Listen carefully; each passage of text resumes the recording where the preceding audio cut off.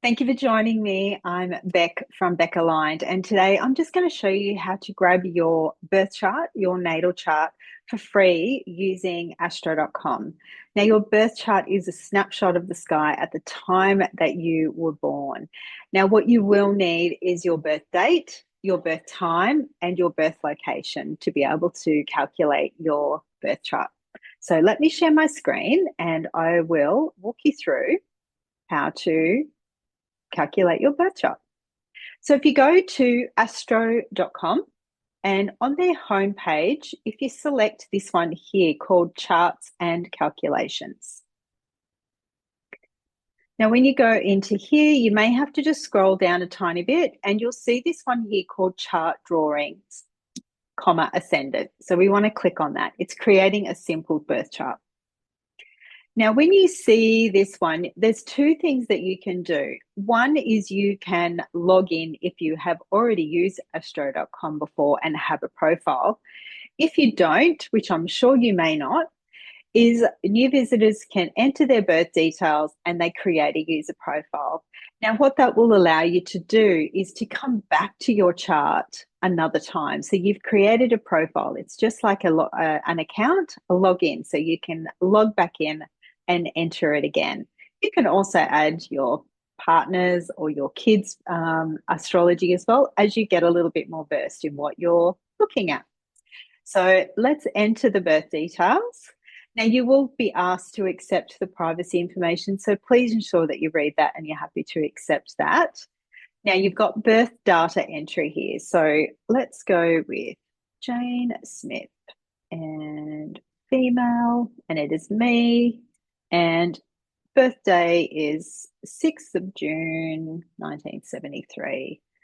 The hour, so this is done. You'll see when you click on this drop down for the hour, you can go through and it will show AM, noon, and then go through into the PM time. So just be sure that you select the exact time for the hour. And then the minute, you just need to enter that in with the numbers. The country, you want to select the country that you were born. So I'm going to choose Australia and I'm going to choose Brisbane. You can start to type the place in and options should show up. If they don't, then the next best thing to do is to look for like the nearest big hub or big township from where you were born. So I'm going to select Brisbane and then we're going to hit continue. Now, the next step here, they will give you sun and moon here, but that's all the information that you get without registering an account. So you do need to register an account here to be able to go to the next step to actually get your information. And of course, it's always really good to make sure that you have entered everything correctly when you've entered the information. So you can correct it there if you need to. Now, I'm just going to pause for a moment while I enter this information and I'll come back. Okay, so I've entered the registration information and so now I have the birth chart that is now showing up. So you'll see information for the birth chart is in the top section and then it will show you here sun sign and the ascendant as a quick little cheat.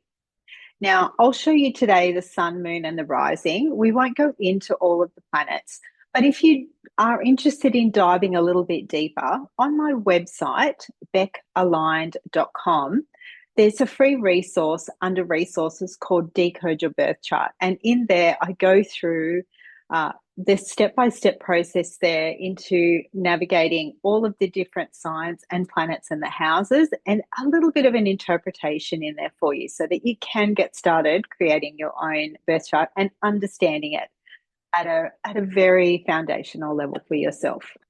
So you'll see here the sun, on the left, it will have the glyphs, what they call those signs, the planets. So the glyph for the sun is quite an obvious one. It's the round with the little dot in the middle. That's the sun, and the sun is in Gemini.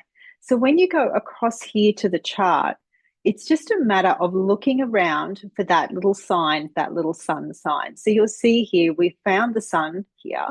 The sun is in the sign of Gemini. So this is the Gemini glyph.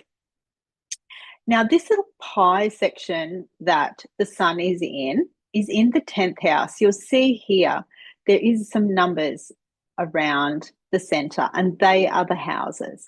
So the sun is in Gemini in the 10th house for this one.